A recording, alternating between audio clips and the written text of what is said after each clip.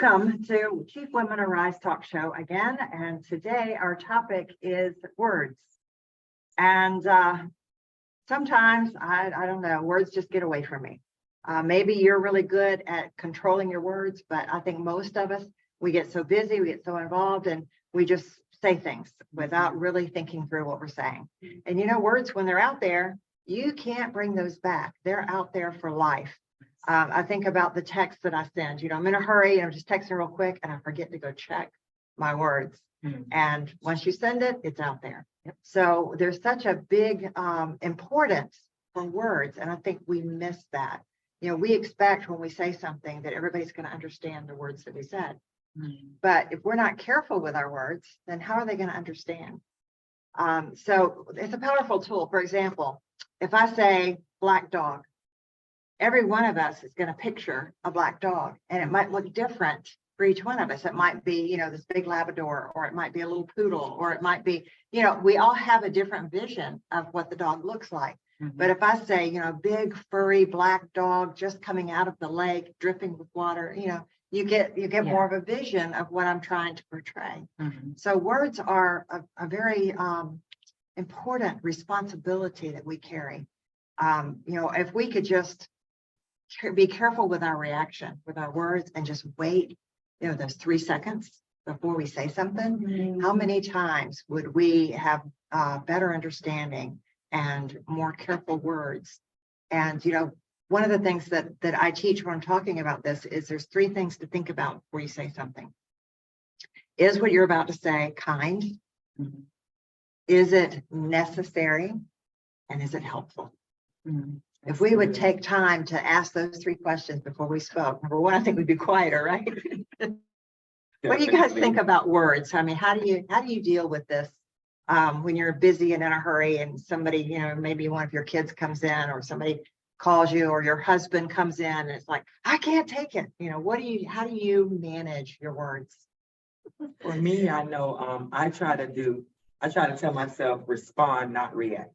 Especially being a coach and a teacher, you know, you deal with so many people from different backgrounds, and even being a young mom, you know, so my goal is to respond, not react. You know, sometimes, you know, what I'm thinking is not always what you need to say. And I think a lot of times we've been taught in the culture, like, you know, if you're feeling it, you need to say it. And it's like, do you really? No, probably not. And then for me, what bring my mind when you start talking is that old saying that sticks and stones may break your bones, but words will never hurt. And it's really not true. So I don't prescribe to that, because our words have so much power. And so I've just tried to train myself, like you said, to listen more so that I'm responding instead of reacting in certain situations. Yeah. You know, there's a theory that's called, you know, reaction to recovery time. And it's normal to react. We all react to everything in life. But what you're talking about is, how do you respond from that reaction? How quickly can you catch yourself in that reaction? You know, you can get angry, but do you open your mouth when you're angry, or do you wait and respond properly? So where's the distance between the reaction and the recovery? You know, you want to gradually get it smaller and smaller, so you can instantly respond instead of react. I'm still working on it. We're being honest. That's real here. This is real talk. I have gotten better. You know, there's a saying, be slow to speak and quick to listen. So I'm trying to practice the next part of that one. Marriage has really taught me a lot with the words. Both of us, you know, just marriage. Children would teach you, you know, co-workers will really teach you. But you're right, my mom always says, once you put it out there, you can't take it back. And sometimes words are harder than a fist, because you can punch somebody in the face and they're going to heal from that. But you can give them a word and it'll stick with them the rest of their life. You know, and I'm a product, you know, I've had to heal from words that were spoken over to me when I was a child. And it's took me years, decades, to get those things, not have them affect me no more. Yeah. Another thing to think about too is that we are all different. You know, I mentioned your husband and coworkers. Everybody processes differently. And so when we're speaking, you know, we need to think about who our audience is. whoever we're talking to, and make sure we say words that they can understand, and not just assume that they're going to get what we're trying to communicate. Yeah, absolutely. Yeah, I tell my son quite often, why don't you just think about something before you react to it, or before you jump to conclusions or what have you. And I'm guilty of it too, for sure. I mean, when somebody repeatedly lies to you all the time, you're just gonna assume they're lying to you now. Yeah. They get irate when they're actually telling the truth. But you don't know it because they lie all the time, right? So, I mean, having that discernment to be able to tell what's a lie and what isn't, but that also just goes back to the words, and how are we going to use that in the best way? One interesting thing was I recently hired somebody, and she always seems to wait about 20 seconds before she says things, and like I'll ask her a question or something like that, and I realized that she's discerning what her words are going to be out of her mouth, and it's really made me more cognizant of what I say and what I do. We need to take that break and just say to ourselves, what is it that would be the best words to say in this particular conversation or whatever it is. So yeah, that's definitely interesting. Yeah, I remember raising teenagers. I'm past that stage of life, but I can remember one of them coming in and saying, everybody's going, or everybody says this. And my question is it really everybody? Stop and think about what you just said. The word everybody, we use words like that for emphasis, but in reality it's not everybody. Yeah, my mom used to say never, because I mean, what if circumstances change? Right. Then you're limiting yourself when you say never. And I think with social media and this whole new generation, people feel they can be reckless with their words because they're not necessarily seeing that person. So I think we really have to be even more cognizant of that, because like you said, you may put an emoji, you may put certain stuff up, and it has a total different meaning to that person. And so we have to, and I subscribe to the golden rule, treat others how you would want to be treated. And that's even in my words. But also, if we make a mistake, no one's perfect. You might have that bad day, your kid come on, and just like, leave me alone, I need a break. You have to be woman enough to go and apologize. I didn't handle that situation the right way. When you're able to decompress and go back and look, maybe I should have texted a better way. I wasn't wrong in necessarily what I was saying, but the delivery was wrong. And so I think that's something, our words can be powerful in that sense, just by showing apologies, just by showing compassion in situations where we do mess up. Yeah. And it's back to communication.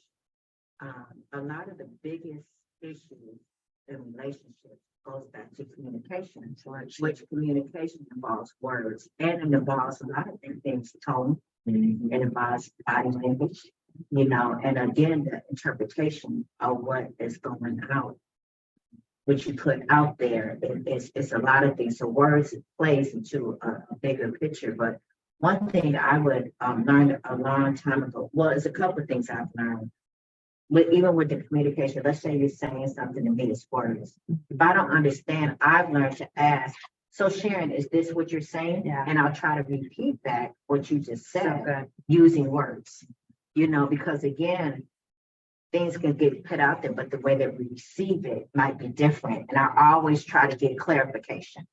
And one last point I want to make is somebody has said the most effective leader, if you look at most leaders, is the ones that's able to communicate effectively. And that involves words. And I just want to say this. I remember years ago, when Barack Obama was running for president, I went and heard him speak.